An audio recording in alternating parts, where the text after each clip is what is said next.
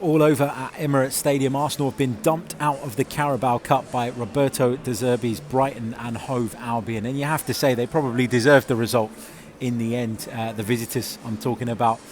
Arsenal, made wholesale changes. Mikel Arteta was very drastic in the way he rotated tonight. He made 10 changes from the side that played against Chelsea. I must admit, I expected his rotation to be a little bit more subtle than that. I thought he'd go for a similar approach to what we've seen in the Europa League in terms of making sure that he had a few of the regulars in there and then just complementing them with some of the fringe players. But instead, as I say, he decided to be far more drastic than that. And the only survivor from the game at Chelsea, of course, was William Saliba. And you could see from the very beginning that Arsenal were off it. There was no cohesion, there was no tempo, there was no zip. There was no real understanding between those that were out there in red and white on the night. And then, of course, against the run of play, you probably have to say, Arsenal took the lead through Eddie Nketiah. Brilliant finish. Brilliant play from Nelson in the build-up to release Nketiah, and he just opened up his body and bent one into the far corner. And you thought from then on, well, look, we haven't really deserved that, but here we are with our noses in front and we stand in good stead. Then, of course, there was a mix-up at the back, a long direct ball over the top of Arsenal's back line. Danny Welbeck was running onto it. Karl Hein made a move towards it to come and clear it. The goalkeeper making his debut this evening, and he slipped on the way, and that just put him into a bit of a panic, and then he took down Danny Welbeck, was shown a yellow card, and of course the referee Jared Gillett pointed to the penalty spot, rightly so, and the former Arsenal man Danny Welbeck converted to level the score.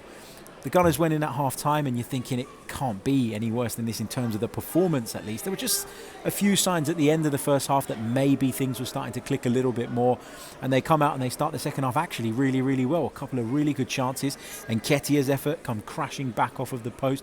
Lokonga really should have scored when he was played into a central position. He didn't take advantage of it, and Arsenal were then caught on the break. Brilliant play from Brighton on this near side, their right-hand side, and it ended in Mitoma, the half-time substitute, finding the bottom corner and putting Brighton in front.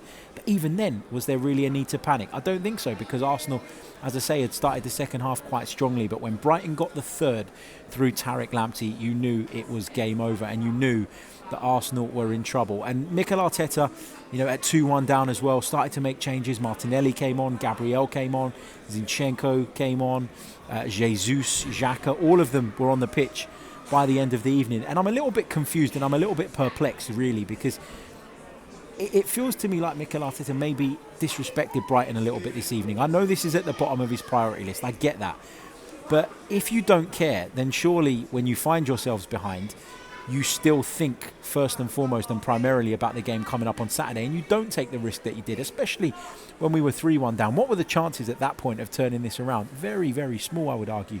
So either you care or you don't. And it looked like, based on the team that he picked, that he didn't care an awful lot. And then by the end of it, you're watching him turn to the bench and bringing on some of his stars in a desperate attempt to get back in the game. I think we underestimated Brighton.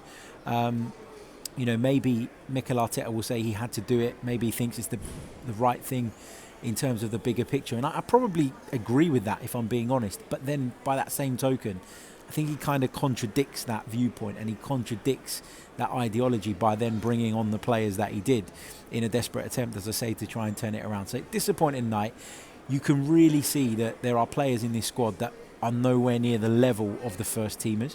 You can see that if Arsenal want to compete on multiple fronts this season, and I'm talking about the Premier League and in Europe, they're going to need to reinforce the squad in January.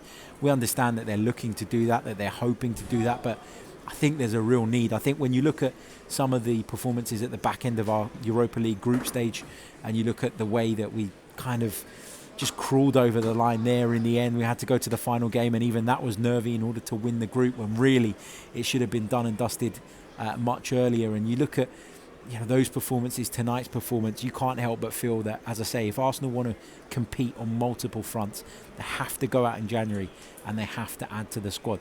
Disappointing night, but made a little bit better by the fact that both Chelsea and Spurs crashed out of the competition as well, which is always nice. But yeah, the focus is on Arsenal tonight for me, and I think if we didn't know that we needed reinforcements, if we didn't know that the second string, the squad players, were not quite up to the same standard, then tonight was telling, wasn't it? And I think Mikel Arteta will have a lot of thinking to do in the next few days. In the next few months, in the next few weeks, while the World Cup is going on. He's going to have to try and work out if there is anything that Arsenal can do to reinforce this group and reinforce this squad, because currently there's not enough depth. And people keep pressing me on it and saying, well, why won't you say that Arsenal are in the title race despite their brilliant performances? This is exactly why. Because when you look beyond the surface, when you scratch beyond the surface, this Arsenal squad has still got a lot of work that needs to be done. There's still a lot missing and there's still a lot that needs to improve. And that's my fear, worry and concern right now. But disappointing night. As I say, competition was at the bottom of our priority list, but you still don't want to lose, especially not at home. Maybe we disrespected fellow Premier League opposition, I don't know, but we'll analyse it and break it down all in a lot more detail on tomorrow morning's podcast. In the meantime, make sure you leave a like, make sure you subscribe, you know the drill by now, and I'll catch you guys tomorrow morning with a full review and breakdown of Arsenal 1, Brighton and Hove Albion 3. Cheers.